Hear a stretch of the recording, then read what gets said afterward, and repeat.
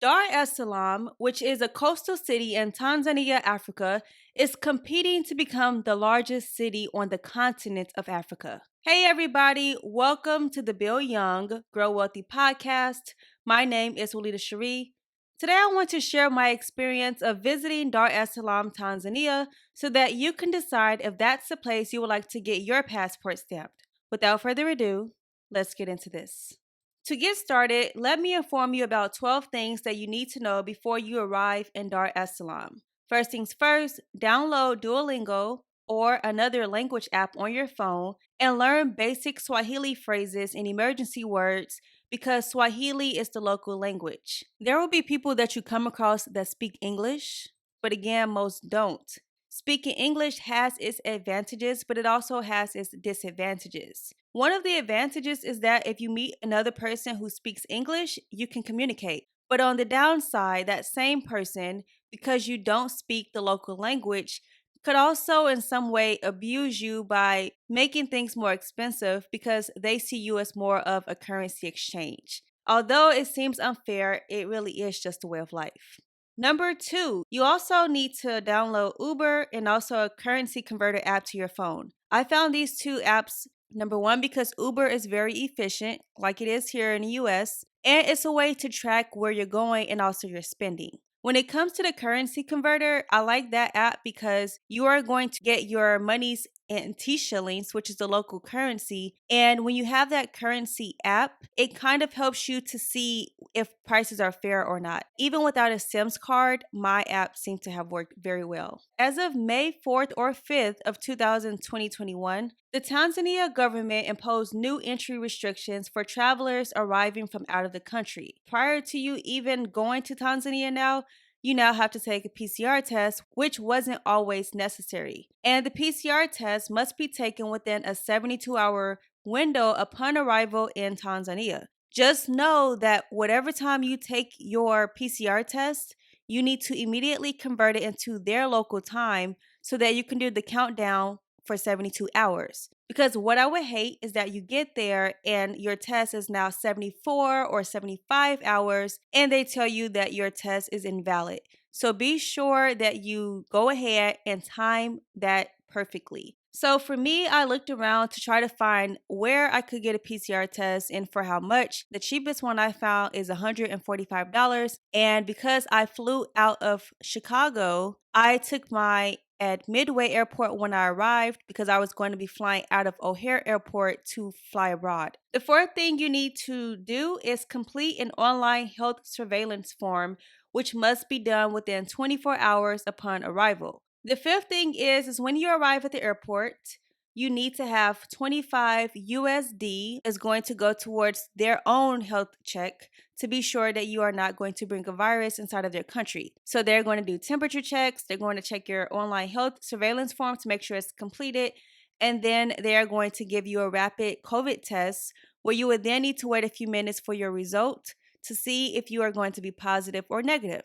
If you are negative, you are going to be able to go right on to the next step, which is basically going to customs. If you're positive, I believe you have to quarantine for 14 days and you will be responsible for paying for the site to quarantine. Number 6, once you arrive in customs, you will need to fill out a quick form saying where you will be traveling to and for how long. You'll also need to pay for a visa. I paid for the multiple entry visa, which is good for 1 year, and it costs 100 USD cash. Now, the thing is, the 1 year is not consecutive, meaning you have to leave every 90 days to go to a different country and then come back. I wanted to do the 90-day visa, but when I got to customs, they wouldn't let me do it. I was told if you do things online, it might be a little bit more smooth for you for your visas. So if you don't want to pay $100, I believe the 90 day is $50 if they are still offering that as an option. So make sure you go online. That way it can already be processed, but be sure you print off your paperwork. These prices are per person. Also, be sure that your bills are crisp because they do not take wrinkled bills. Number 7, before you get your bags, you will need to convert your money. So make sure you have cash on hand, so have USD, pounds, or euros to be able to convert in the T shillings, which is their local currency. or you can open up a SoFi account well in advance of your trip so that way you can just pull money from the ATM machine. Our money is going to be weighed more than theirs, so our money can stretch a lot longer. Number 8. Once you get to the baggage claim, there will be people there that can help you to carry your bags, but just know that this is not a free service. In fact, if you allow them to carry your bags, they are going to want an exchange of currency for helping you out. So if you don't want to have to tip, I suggest that you say no thank you and you carry the bags yourself. Number 9. Once you exit the final security checkpoint after getting your bags, you will be in Terminal 3. So Terminal 3 is where the international flights come and go. Terminal 2 is where domestic flights come and go. If you choose to use Uber, you will need to walk across the street in order to find your driver. They are not going to pull up directly in front of the airport. But if you choose not to take Uber, and even if you do, you are going to be hassled by taxi drivers to take you to your destination. Now, these taxi drivers can be nice. They are mostly official, so you make sure you find their badges. But they know that you are coming from a place that appears to have a lot of money. So they're going to charge you in USD, but with the conversion of T shillings. So essentially, what I'm trying to say is that 30,000 T shillings is not the same as $30 USD. So just remember, number 1, everything is negotiable. But number 2, you need to know how to negotiate. Otherwise, the cash you just converted is going to leave very fast. Number 10, make sure your phone provider provides service in Dar es Salaam, because if not, you need to get a SIMS card. And getting a SIMS card is supposed to be fairly easy, but you have to use your passport, and your passport is connected to your fingerprint. And if immigration hasn't processed your paperwork, then you may have a hard time getting a SIM card. So at least get your first attempt and trying to get a SIM card before you leave the airport. It might be a little bit more, but at least you can communicate. Number 11, Uber, like I said, is going to be your cheapest option, not just from the airport, but in general. And it's a flat rate. Compared to if you have a taxi, they can just give you whatever price they feel motivated to give you. But I will tell you, you will come across some Uber drivers who will want you to pay cash even though you're using your card to pay. Just say no. If you don't want to agree to the terms, you can cancel them as your driver and find a new one, and you won't get charged. Number 12, I strongly recommend printing off wherever you're going to be staying so that you have a hard copy, because in the event you don't have internet service, you're going to be up a creek. I would say stay at a hotel your very first night. Make sure your hotel is in a safe space. It has good reviews, but I recommend staying there first. And if you are wanting to do an Airbnb, scout out the place the next day to ensure that it's up to par to what you see online. Otherwise, you could end up reserving for an extended period of time and not be happy with your stay.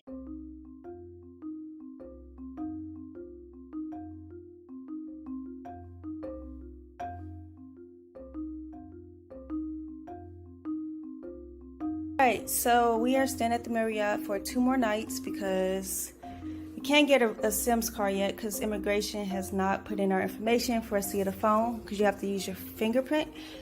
So this is what our hotel room looks like.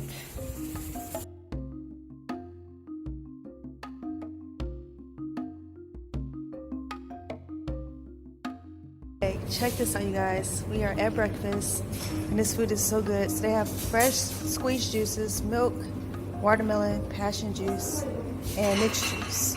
Oh, babe, this was passion. This wasn't orange juice. This is mixed. So then you have your coffees and your teas. They have chicken and spring rolls. I'm going to close this so it doesn't get cold. We're the first people here. We haven't slept yet since we've done here. They have roasted potatoes, sauteed veggies, baked beans and mushrooms. And mind you, this is breakfast. Chicken, sausage, and boiled eggs, which we don't eat pork, so this makes it really good that we can eat meat.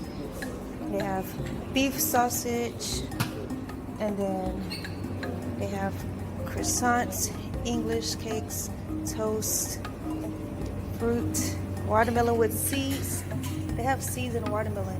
This is crazy. Papaya, mixed fruit. You can get you a coconut and some yogurt. And then they have over there cereal. And then we had a made to order omelet with veggies. So we could have got anything in, but we did this. So this is our first breakfast and it's really delicious. So we're so happy this is our first meal that we get to have in Africa. All right, bye. So it is the evening. We are still at the Marriott and we're going to be eating our food pretty soon. There's Joseph. We're sitting near the courtyard at the pool and we're going to have a Tanzania meal, so pretty excited about that. I had to get Sprite because traveling does things to my stomach and I got to settle that before it gets too out of control. So yeah, talk to you guys later. Bye.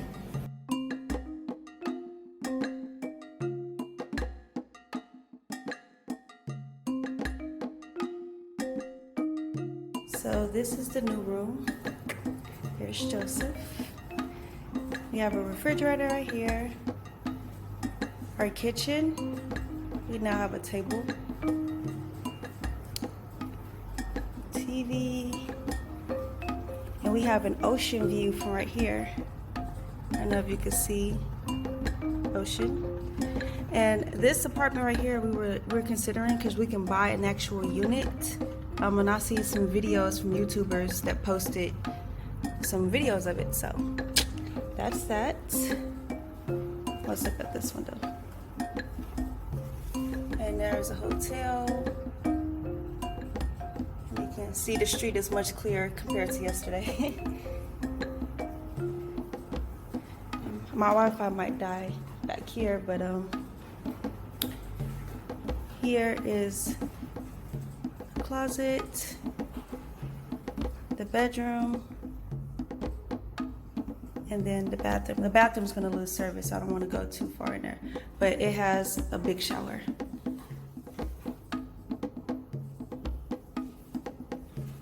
So yeah, this is the newer one-bedroom apartment at the studio. Okay, this bug just flew. Looks like a praying mantis. But I don't know what that is. I don't want to walk over there. I do not want to walk. I'm not sure if I'm going to make it. It's getting closer. I just need to check this laundry room.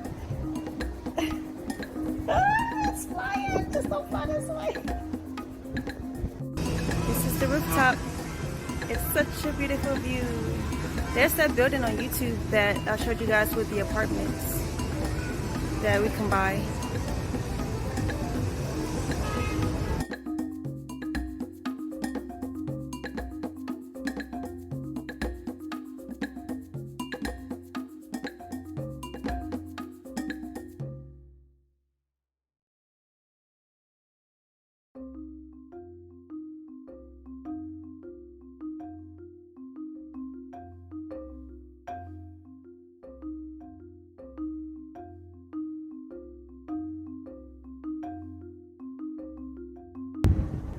The city, you can't really see, but right over here,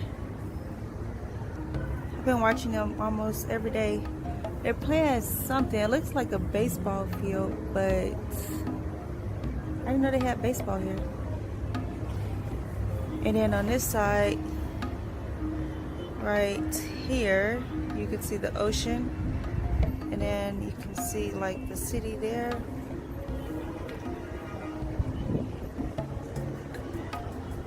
I like how these trees look right here. But the sun is about to set. We're about to go get some food. They are building a brand new apartment right here. So maybe next time I come back, it'll be finished. That's a thought. And we have an apartment over here. Like, there's a lot of high-rise apartments here, so if you don't want to live in a home, you really don't have to. And you can see like this house right here.